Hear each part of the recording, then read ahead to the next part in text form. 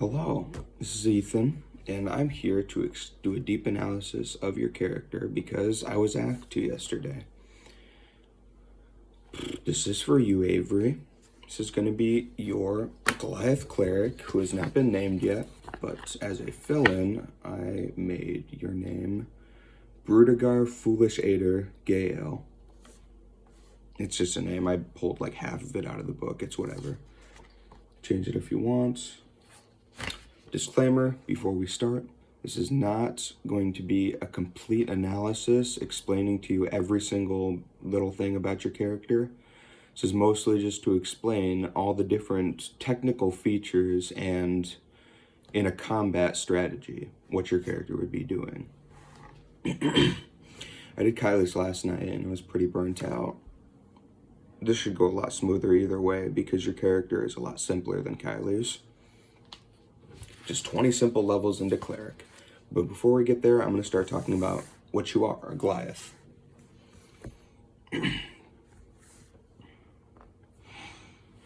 You are a natural athlete, which means you have proficiency in athletics just from being a Goliath.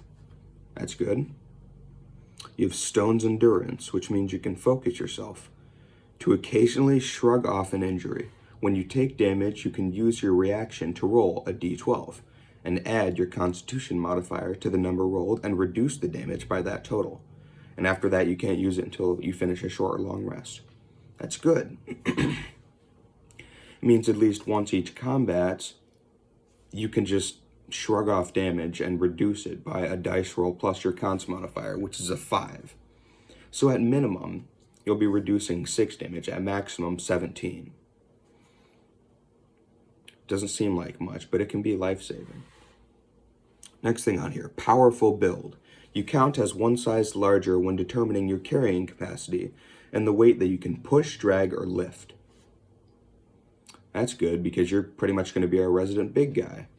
Since Jeremiah's character and Kylie's character and Tanner's character are not strength builds, you are.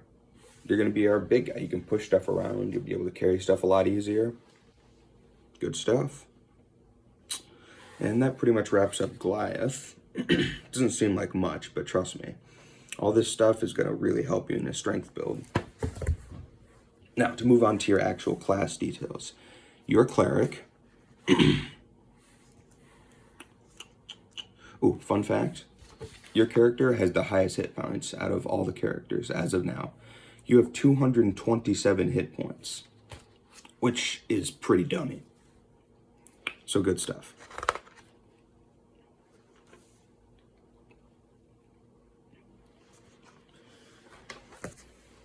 Okay, let's start out here. You have the spellcasting ability with wisdom as your spellcasting stat. I gave you, for all your different spells and things, a holy symbol that represents Apollo as an insignia on your shield. That's what you'll be casting off of. So you won't have to use any material components to cast anything. So it'll definitely help you. As for your spells, I'll send you a list. I'm not going to explain any of them because doing that would take way too long, but you can look at them on your own, and I handpicked them all, so they're all pretty good. They're all centered mostly around healing and protection, although there are the occasional damage-dealing ones, such as Flame Strike, which is a 5th level spell, I believe, that gives in a melee strike beyond the normal damage. It also gives a 4d6 radiant damage roll and a 4d6 fire damage roll added together with your melee attack damage. So that can add up to be a lot. Let's see here. After spellcasting, you have your Divine Domain immediately, which we decided on, the Divine Domain of Life, being a healer and all. Meaning that you get additional life domain spells, which I added to your spells. They're all pretty good. One worth noting is Mass Cure Wounds and Raise Dead. And as a bonus proficiency at first level, you get proficiency with heavy armor, along with medium and light armor, meaning that you're proficient in every single armor type. Sadly, for weapons, you're only proficient in simple weapons, which is a shame because I could put you on as to be a way better character with a martial weapon. But it is what it is, and it's not like simple weapons are terrible. But you will be very tanky. I gave you plate armor along with a shield. So your armor class is an armor of 20, which means without any bonus to hit moves, your opponent would have to roll a perfect 20 on their roll to be able to even hit you and deal damage. Let's see here. Your feature, Disciple of Life. Starting at first level, your healing spells are more effective. When you use a spell of first level or higher to restore hit points to a creature, that creature regains additional hit points equal to 2 plus the spell's level. Channel Divinity, Preserve Life. Guess I forgot to mention Channel Divinity. So at second level, you gain the ability to channel divine energy directed from your deity, using that energy to fuel magical effects. You start with 2 effects, Turn Undead and an effect determined by your domain, which is the Preserve Life thing, but we'll get back to that. Some domains grant you additional effects as you advance in levels, as noted in the domain description. When you use Channel Divinity, you choose which effect to create. You must finish a short or long rest to use your Channel Divinity again after that.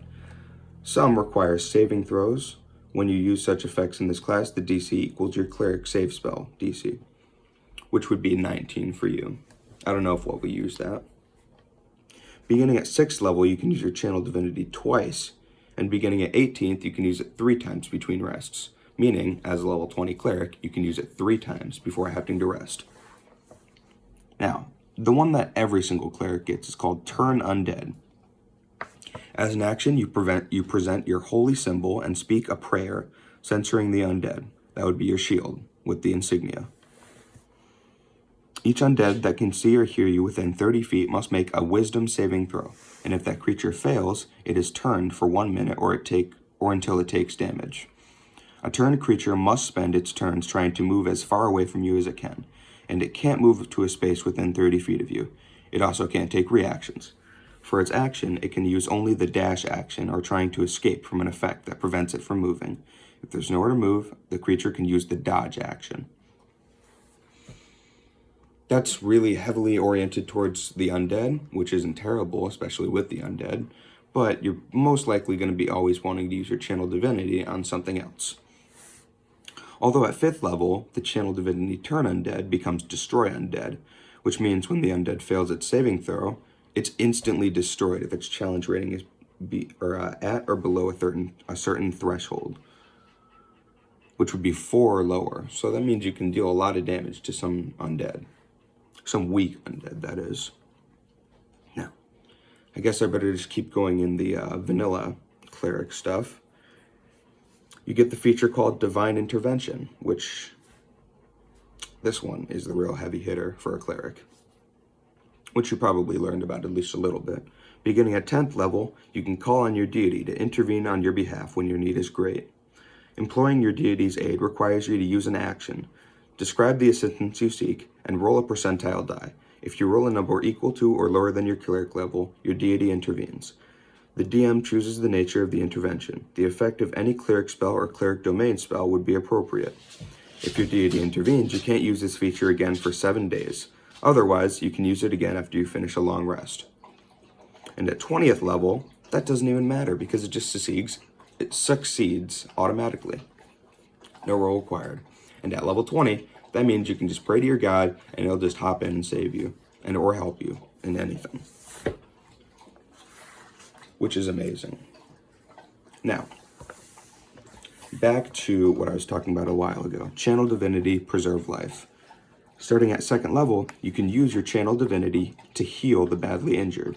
As an action, you present your holy symbol and evoke healing energy that can restore a number of hit points equal to 5 times your Cleric level. Choose any creatures within 30 feet of you and divide those hit points among them. This feature can restore a creature to no more than half of its hit point maximum, and you can't use this feature on an undead or construct.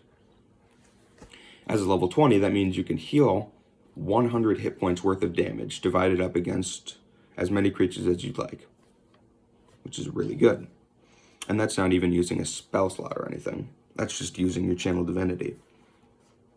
Now, moving on, you get the feature Blessed Healer, which means starting at 6th level, the healing spells you cast on others heal you as well.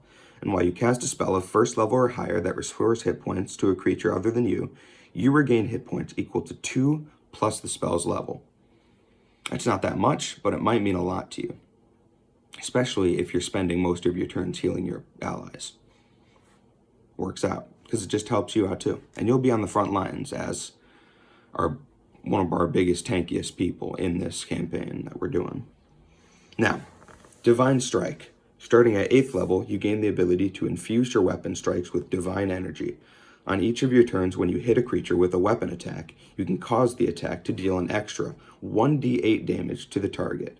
When you reach 14th level, the extra damage increases to 2d8. That's crazy. This is one of your more offensive cleric features. That basically means every single time that you hit something with a weapon, it deals an extra 2d8 damage just because. Not to mention if you add on any spells such as Flame Strike, which I already mentioned. That stacks up to be a lot. You're talking about at least like 60, 70 damage every single time you hit something, which is a lot. Good stuff. Now, this will be your last feature as a cleric. Supreme Healing. Starting at 17th level, when you would normally roll 1 or more die to restore hit points with a spell, you instead use the highest number possible for each die. For example, instead of using 2d6 hit points to a creature, you restore 12, just the number. It basically means that you can just maximize your healing spells. Just straight up. Every single healing spell that you use is maxed. Because it does not say anything about restoring, like taking a long rest after this or anything. It's just something that you can do permanently, which is dummy. Goes great. Now, I did say that was all for your cleric, but we also still have to look into your background, and I still might as well talk to you about a little bit about your stats and what you'd be doing strategically. First of all, let's go to the Acolyte background, which is what I gave you. An Acolyte is basically just a person who grew up in the church. You gain proficiencies in Insight and Religion. You get 2 extra languages, which I put as Elvish and Dwarvish. You can also speak Common and Giant, just for being a Goliath. And the real kicker here, your feature, Shelter of the Faithful. As an Acolyte, you command the respect of those who share your faith, and you can perform the religious ceremonies for your deity. You and your adventuring companions can expect to receive free healing and care at a temple, shrine, or other established presence of your faith, though you must provide any material components needed for spells. Those who share your religion will support you at a modest lifestyle. It means every single time that we meet with people who worship Apollo, we're basically just like special guests. Good stuff. Duty calls. Bye-bye.